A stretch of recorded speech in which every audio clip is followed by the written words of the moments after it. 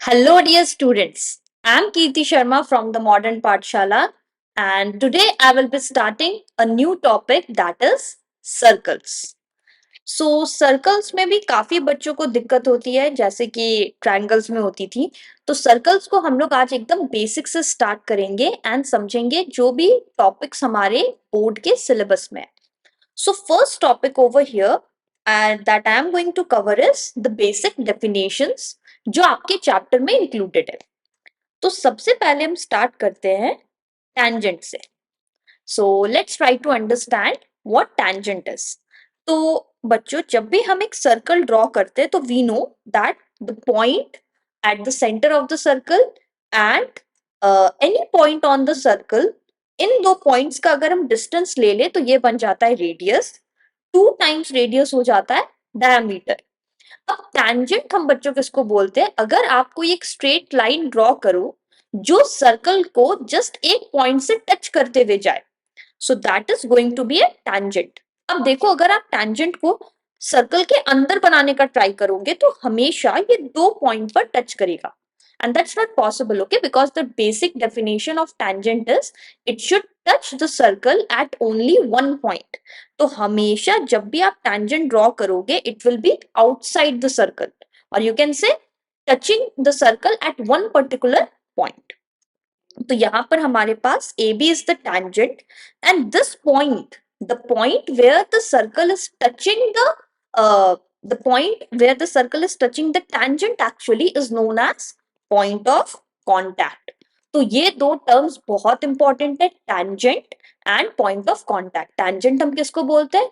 वो लाइन जो कि सर्कल को सिर्फ एक पॉइंट पर टच करे, and point of contact is the point जहां पर वो tangent सर्कल को टच कर रहा है।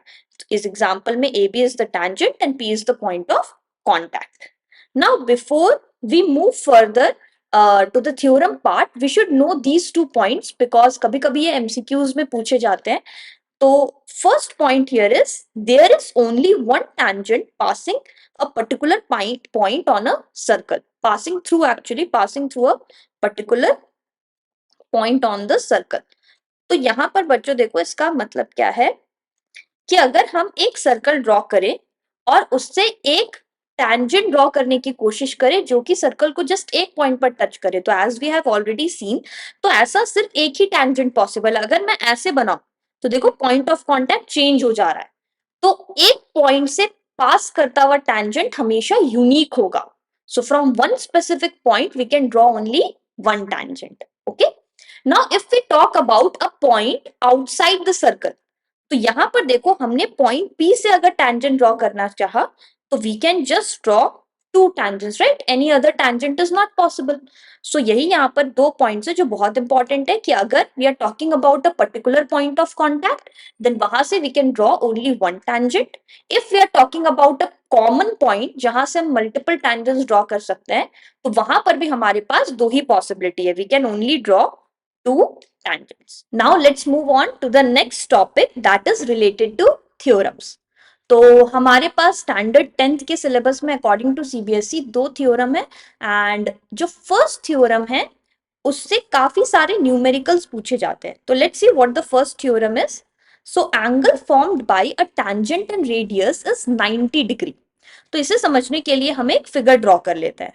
तो let's draw a circle, let's draw a tangent and this is going to be center, and यहाँ पर हमने बना लिया रेडियस, इसे नाम दे देते हैं AOP।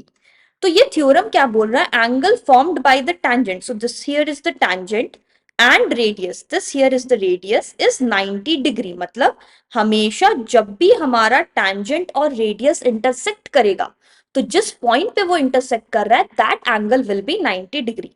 So here we can say angle APO equals to 90 degrees.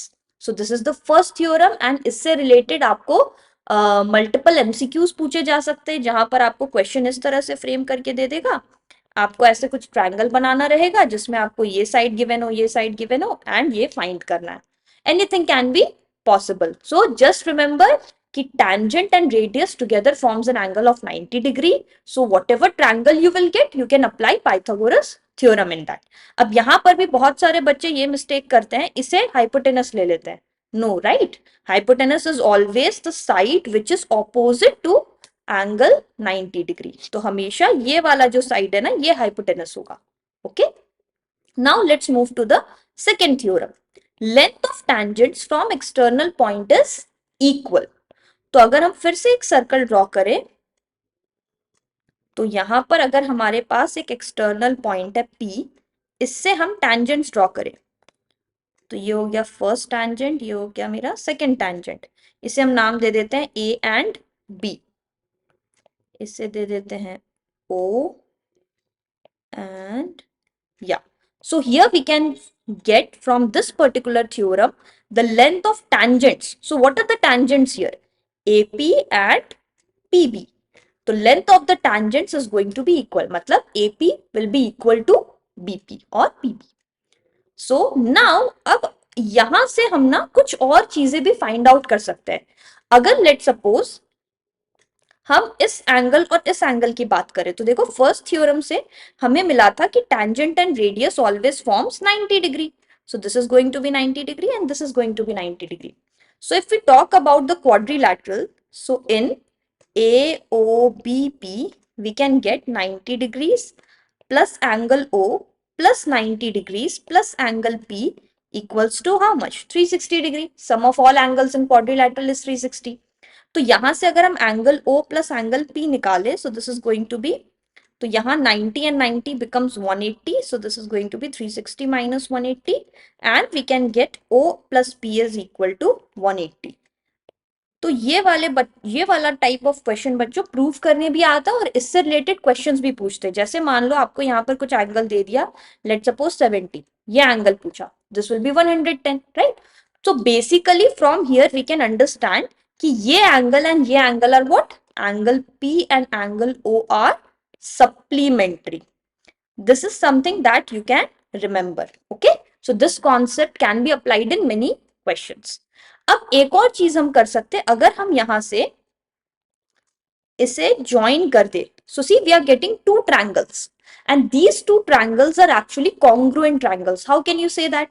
This angle and this angle are equal, right? This is radius, so obviously it will be equal, and this is 90 degree and this is 90 degree, so this is also going to be equal. And what we can say, this one is also common, so you could have used this one also, but already we have got 3 points, right? तो यहां से बात ये है कि ये दोनों triangle जो है ये कॉन्ग्रुएंट है। अगर ये कॉन्ग्रुएंट है तो इसका मतलब हम ये बोल सकते हैं कि ये एंगल भी इक्वल होगा एंड ये एंगल भी इक्वल होगा। So from here we can also conclude that triangle APO, okay, I missed the A, triangle APO is equal and congruent to triangle BPO. And from here what we can deduce is angle APO equals to angle OPB and angle AOP is equal to angle BOP. These two things we can find from CPCT, that is congruent corresponding parts of a congruent triangle. So these are the concepts that you can derive from this particular theorem. तो हमें क्या क्या चीजें याद रखना है बच्चों? First कि angle form by tangent and radius is 90 degree. Second, जब भी दो tangents बन रहे कॉमन पॉइंट से तो दोनों tangent का लेंथ इक्वल होगा एंड साथ ही यहां पर ये दो ऑपोजिट के एंगल सप्लीमेंट्री होंगे। एंड वन मोर थिंग कि ये एंगल इक्वल होगा, ये एंगल इक्वल होगा। Why? Because these two triangles are congruent. तो कभी कभी आपको ये प्रूफ करने भी आ सकता है, तो again you are going to do the same thing where ये 90 first point, radius second point, this is common third point. So from here you can prove these two triangles are equal and hence by CPCT AP equals to BP. तो इससे कुछ भी questions frame हो वो आप easily कर पाओगे. Just remember the two theorems and the basic concepts. Okay. Now there are a few more important points, not much, just two important points that you should remember because this might come up in while you are solving different types of questions. तो पहला चीज जो आपने standard 9th में पढ़ा था कि जब भी हम एक सर्कल ड्रॉ करते हैं और उसमें कॉर्ड ड्रॉ करते हैं and if the angle formed by the perpendicular drawn on a cord is 90 degree right, obviously perpendicular draw कर रहे हैं तो वो 90 डिग्री होगा। तो जब भी ये एंगल OPB 90 डिग्री आता है, so we can say that AP equals to PB। Why? Because this OP acts as a bisector in this case. And अगर हम ये ट्रायंगल को ज्वाइन कर दें तो देखो ये और ये तो रेडियस है, so this is also going to be an isosceles triangle. तो ये दो पॉइंट्स हमें याद रखना है कि अगर 90 डिग्री ड्रॉप हो रहा है कॉर्ड पे तो क्या हो जाएगा, AP एंड PB इक्वल हो जाएगा। ओके, तो इस टाइप का रिलेटेड क्वेश्चंस भी पूछे जा सकते हैं।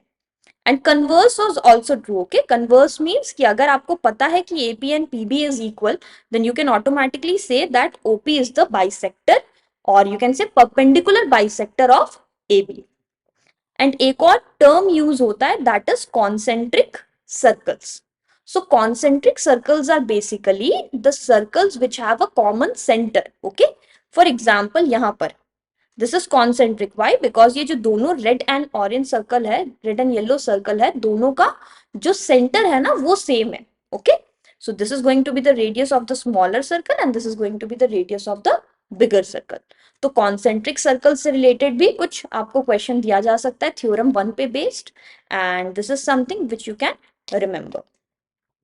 सो this is all about the concept of circles. Circle से ज्यादा टफ क्वेश्चंस नहीं पूछे जाते हैं, जस्ट आप थ्योरम्स को अच्छे से याद रखो। एनसीईआरटीज में जितने भी क्वेश्चंस है सर्कल्स, ज्यादा एक्सरसाइज भी नहीं है, उसे सारे क्वेश्चंस को प्रैक्टिस करो। एंड ऑल्सो रिमेंबर जो प्रूफ्स आपको प्रैक्टिस करने हैं, for example this one, this particular proof, ये भी आप प्रैक्टिस करके रखो।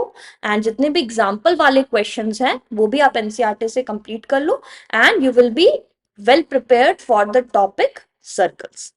So if you have any doubts, any queries, any suggestions that you want to give me, definitely comment and do share the video with your friends so that आप ज़्यादा से ज़्यादा लोगों तक ये वीडियो पहुंचाकर उनकी हेल्प कर पाए। I'll see you in the next video then. Bye bye. Thank you.